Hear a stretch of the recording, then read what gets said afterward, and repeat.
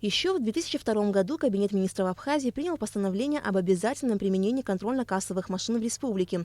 В то время вся информация о доходах хранилась в самой кассовой машине, и эти данные не систематизировались налоговыми органами в электронном виде. По ряду причин внедрить контрольно-кассовые машины тогда не удалось. Сейчас предлагается перейти уже к современной системе расчетов через онлайн контрольно-кассовые машины.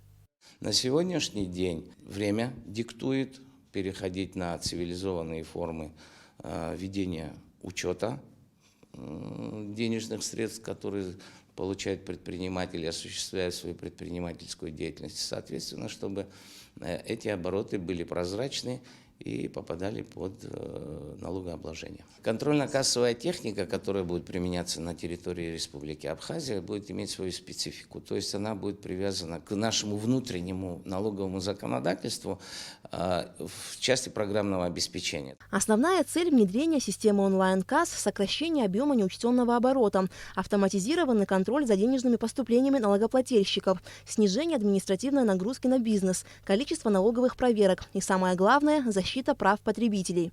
Данная программа создана для обработки фискальных данных. Здесь будут аккумулироваться все сведения по пробитым чекам, по продажам, по каждому предприятию, по каждому индивидуальному предпринимателю. Каждая продажа фиксируется, и все отображается здесь. В дальнейшем будут создаваться программные модули по взаимодействию нашей налоговой программы с программой по обработке фискальных данных.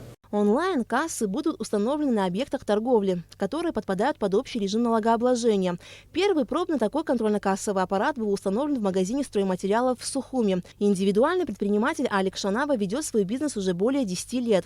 На внедрение онлайн-касс смотрит положительно. Предприниматели отмечают, что это позволяет упростить администрирование налоговых платежей, а также гарантирует защиту прав потребителей. Вот как у нас установили этот аппарат, он бесперебойно работает. Они поставили нам бесплатно, потому что мы первые согласились, и мы никаких там возражений, естественно, не имели. То есть это нам удобно и контролирующей организации в лице налоговой службы. То есть они 100 раз к нам не будут ходить, они будут видеть онлайн, как вы сказали. То есть в дальнейшем считаю, что это, в принципе, надо делать всем. Люди приходят, говорят, а у вас есть кассовый аппарат, то есть им чек нужно для отчета.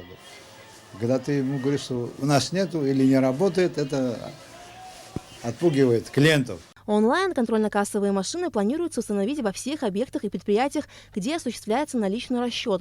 На первом этапе будет закуплено порядка 500 аппаратов, которые установят в самых крупных торговых объектах. При этом стоит отметить, что половину расходов, связанных с приобретением и установкой онлайн-касс, покрывает государство, а оставшуюся часть – сами предприниматели. В случае, если предприниматели попытаются скрыть часть оборотов, на них будут наложены штрафные санкции в размере от 12 до 25 тысяч рублей.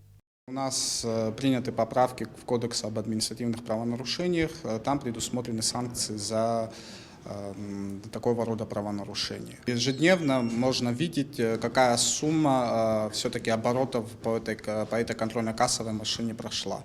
То есть это на основании аналитических данных, если видно, что там не пробиваются чеки, либо сумма проведенных расчетов она не соответствует действительности, то уже на основании этой аналитики можно предпринимать какие-то определенные контрольные мероприятия налогового характера.